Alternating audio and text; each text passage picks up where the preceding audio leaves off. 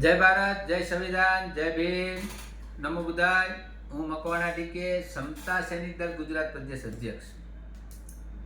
આજે જે ભારત દેશમાં હું રહું છું એની મને બહુ પીડા થાય છે. એના હિસાબથી મારે આજે આ વિડીયો મૂકવો પડે છે કે દેશને ક્યાંક ને ક્યાંક જે પૂંજીવાદીઓ છે એ આ દેશને નબળો વર્ગ છે એને ખોખલો કરી રહ્યો છે. કઈ રીતે ખોખલો કરે છે એ વિડીયામાં હું થોડીક તમને સચ્ચાઈ બતાવવા માંગુ છું કે જે દેશના ફિલ્મી સ્ટારો છે, આ દેશના પૂંજીવાદીઓ છે, જે લોકોને ઓનલાઈન એક ગેમ બતાવે છે.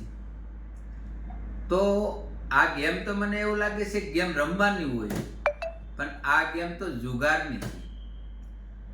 આ માનસિકતા આજના જે ભારત દેશના બેરોજગાર યુવાન છે એનામાં નાખી દે, જેની પાસે કાંઈ કામ ધંધો નથી, જેથી કરી આવી લોભવાળી સ્કીમો આ ભારત દેશમાં બહાર પાડી, લોભામણી, જેને જુગાર કહે.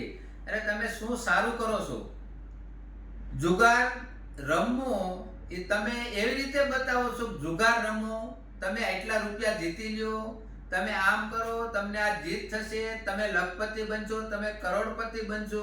અરે ભાઈ, જુગાર રમવાથી જો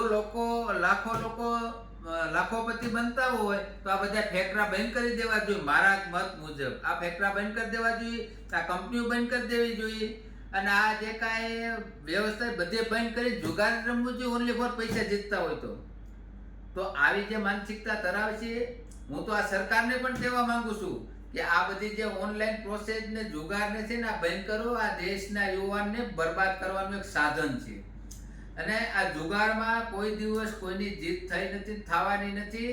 ખાલી ખોટું પેલું લાલચ મનમાં નાખી અને તમે યુવાનોને ફસાવાનો ધંધો કરો છો. અને આમાં હજી તો શરૂઆત છે, પણ આવનાર સમયમાં જો આવું ને આવું રહ્યું તો 2025, 26માં, 27માં લોકો આત્મહત્યા બહુ કરશે. કારણ કે અત્યારે સમાજમાંથી મને પ્રશ્નો આવી રહ્યા છે કે ઓનલાઈન જુગાર જે લોકો ફસાઈ જાય છે, અત્યારે ધંધાડીમ છે, ડાયમંડ વિભાગમાં કોઈ વસ્તુ લેવાની નથી, એ ધંધાડીમ છે, ટેક્સટાઇલમાં લેવાની નથી, તો લોકોને કરવું શું? તો આ ઓનલાઈન ગેમે અત્યારે મારો અંદાજ એવો કહે છે, મારી પાસે એવો પ્રશ્ન આવે છે, ઓનલાઈન ગેમમાં જે જુગાર રમતો વ્યક્તિઓ છે ને એ ઘણોય બરબાદ થઈ ગયો છે. જેના હિસાબથી મને એવું લાગે છે કે આ દેશે બરબાદ થઈ ગયો છે. તો હું આ દેશના પ્રધાનમંત્રીને એક અપીલ કરું છું કે આ ભારત દેશમાંથી આ ઓનલાઈન જે જુગાર છે જુગાર બંધ કરાવો અને આ દેશને કંઈક વિકાસ થાય એવું કામ કરાવો. આ દેશ અત્યારે યુવાથી માંડી કોઈ પણ જે ટચેબલ મોબાઈલ છે એમાં જુગાર રમતો થઈ ગયો છે. તો આને બચાવો, હું આવું કહેવા માંગુ છું. નકર આ દેશ ખોખલો થઈ ગયા અને આ દેશની યુવા પેઢી, મને એવું લાગે છે જુગાર રમશે ને તો 30 વર્ષમાં યુવા પેઢી પૂરી થઈ જાય.